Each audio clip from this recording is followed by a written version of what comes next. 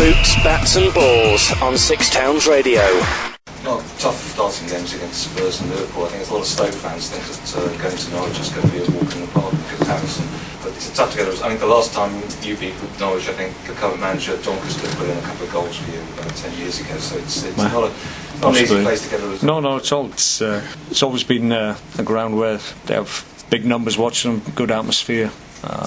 Difficult place to go. Over the years I've played against Norwich teams when they were challenging for Premier League titles way back when, so they've got good history as well in the Premier League, so not an easy fixture by any stretch of the imagination, but we were encouraged by being able to go to the likes of Spurs and White Hart Lane and really take the game to a good Spurs side, so hopefully we'll be in a position to do that against Norwich, because we've got the talent in the group. We just got to have that ability to impose our game on the opposition, which thankfully we were able to do against Spurs.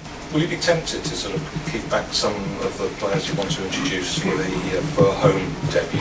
Yeah, I take your point. I think we're mindful that we've got a game on Tuesday as well. It's not a case of splitting the group or whatever. We wouldn't do anything as radical as that. It's the key is the next game. That's our focus. But I do have a mind because we have got guys that haven't had game time. It will be an opportunity to make sure the whole group is in good fettle and in good shape fitness wise, so I'll use that game without ever putting hopefully the result at risk on Tuesday, but we'll be strong in both games, so there's decision to be made yet. We'll see how they are tomorrow. Obviously we don't want to lose any players tomorrow prior to the game of the weekend, but obviously at the end of training then that can shape the personnel for each game.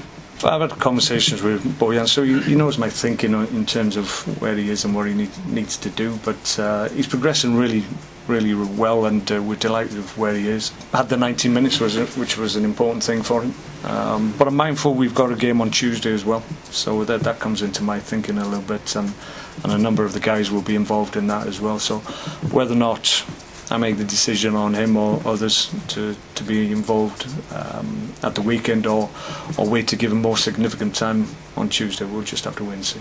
It's about getting the balance right, the balance of our attacking threat and obviously the other elements defensively, what we have to make sure we're strong in that area as well. So it's about getting the balance right. That will be obviously my role. I'll have to make sure I make the right decision in terms of the different combinations that we have against different opposition. That different opposition will give us different challenges and we'll need different personnel possibly. So it's not going to be a case of week in, week out I'll pick the same team. I think that's unrealistic. I think in this day and age it's a case of looking who you're up against, looking at the quality that you have available and then using the best combination of that quality to overcome the opposition. So that's maybe a little bit different from what it has been in the past. Okay, thanks guys.